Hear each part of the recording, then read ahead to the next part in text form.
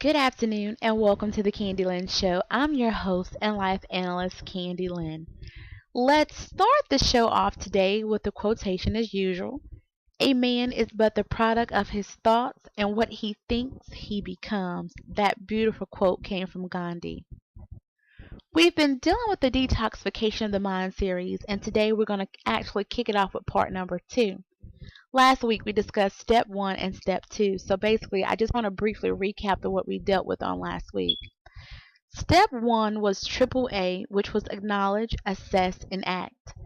Acknowledging that we do have a destructive thinking pattern is the key to the resolution of purifying the mind. The second A was assess. Once we do a full evaluation of the triggers and learn to identify those toxins, it's going to assist us with reaching our goal. Finally, the last A is act. We've acknowledged, we've assessed, now it's time to drop a battle plan. It is time for war. Step number 2 consisted of abstaining and refraining. We are in charge of our thought process and our mental state. Any one of us could potentially be one step from becoming mentally incapacitated or otherwise restricted. So that's why it's so imperative to guard your mind and thought process with all of your might. What you think actually becomes to manifest itself, and any unbeliefs and doubts will eventually hold truth because you permitted it.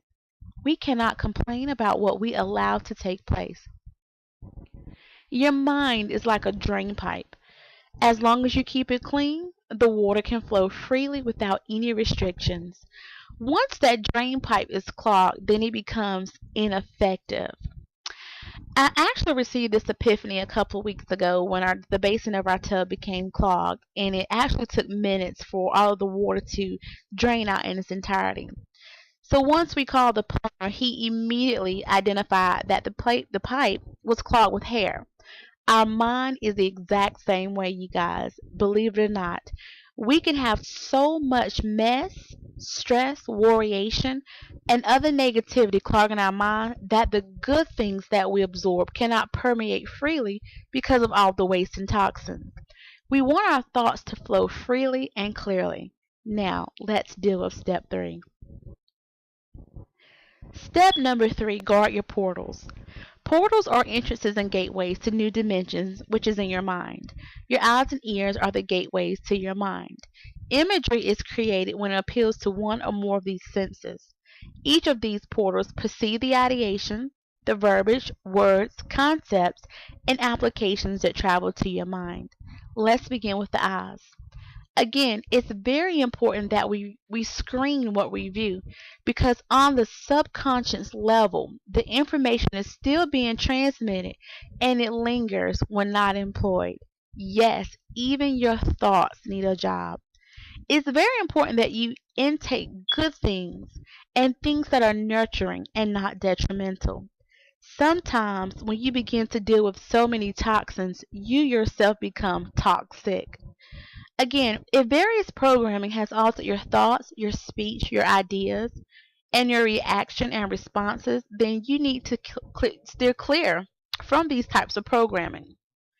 I want to share some healthy mental exercises with you that will strengthen your mind and your thought process. Let me ask you guys a question. How many of you have a habit of turning on the TV as soon as you get home?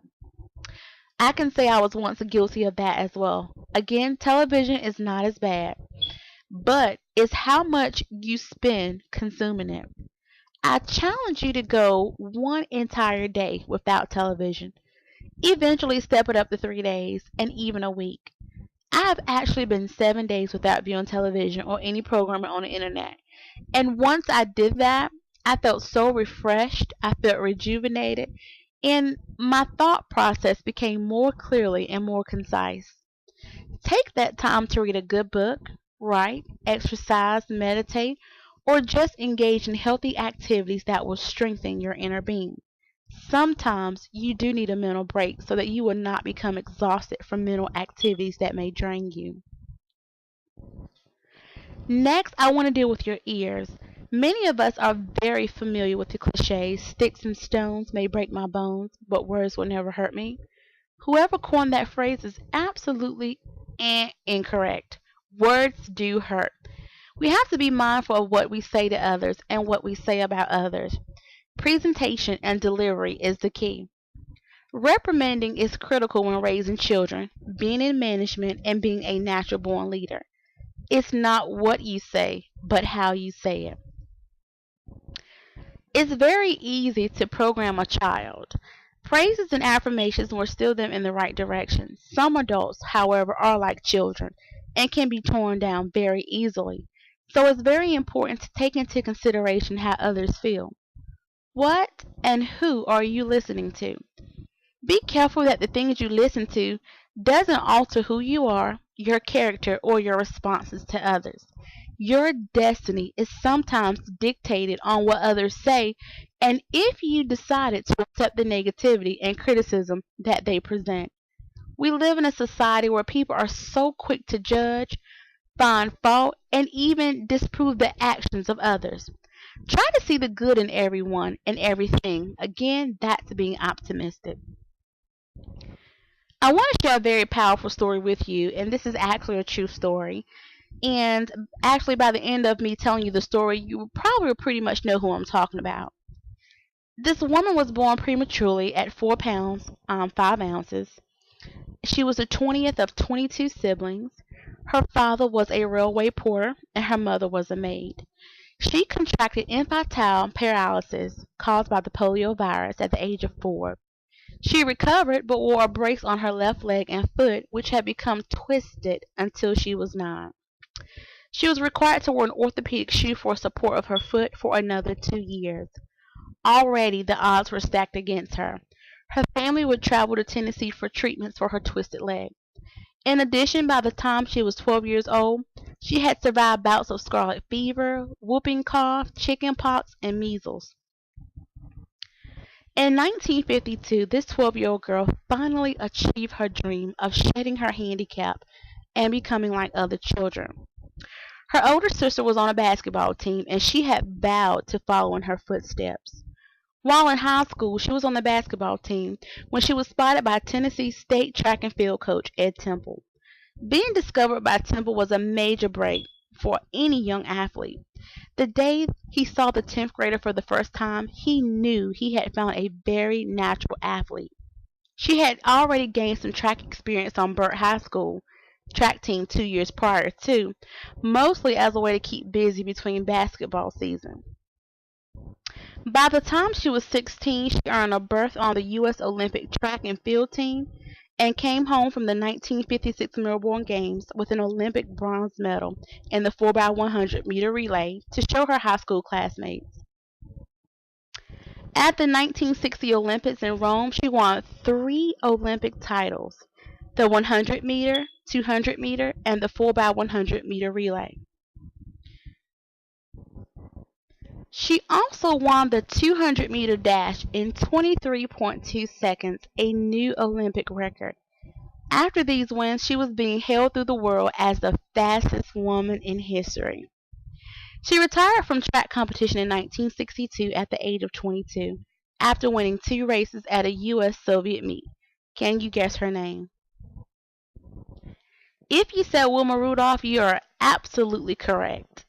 Wilma persevered through every obstacle that tried to get in her way. What if she'd listened to all the naysayers, the dream killers, and the reports from the doctors?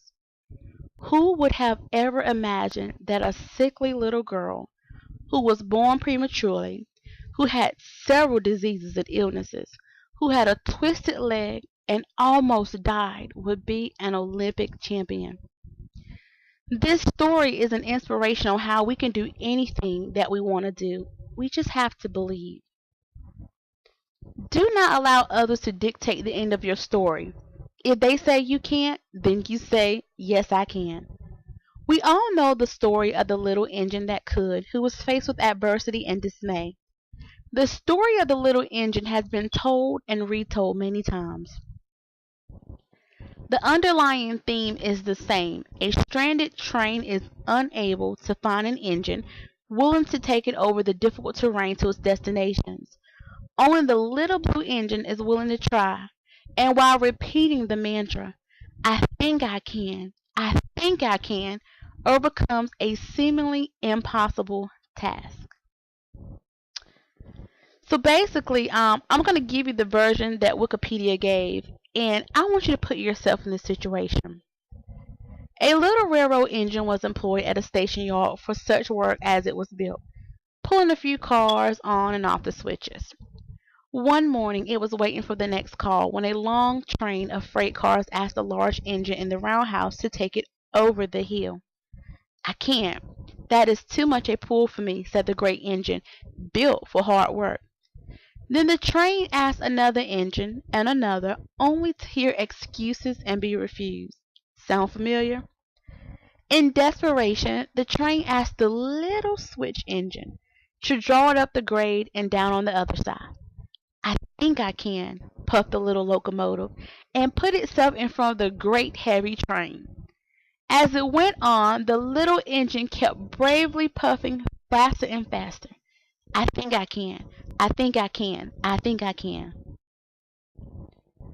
As it neared the top of the grade, which had so discouraged the larger engines, it went more slowly. However, it still kept saying, I think I can. I think I can. It reached the top by drawing on bravery and then went on down the grade, congratulating itself by saying, I thought I could. I thought I could. And the little engine did. The little engine did something that even the big engines couldn't and wouldn't do. It didn't allow size, strength, or might to deter him from accomplishing what he set out to do. You can do anything that you set your mind to do. Make sure you guard your eyes and ears and learn to profess and confess good things. Dreams still do come true if you only believe. That concludes part 2 of the detoxification of your mind. Tune in next week for the final part. I just want to thank you guys for tuning in to the Candy Lynn Show, where we're cultivating dreams one purpose at a time. I would love to hear from you. You can write Candy Lynn Show, Post Office Box 20761, Greenville, North Carolina 27858. You can follow us on Facebook and Twitter, or email me candylynshow@gmail.com, or just basically give me a call 252-469-6119. Have a magnificent day, and I love you.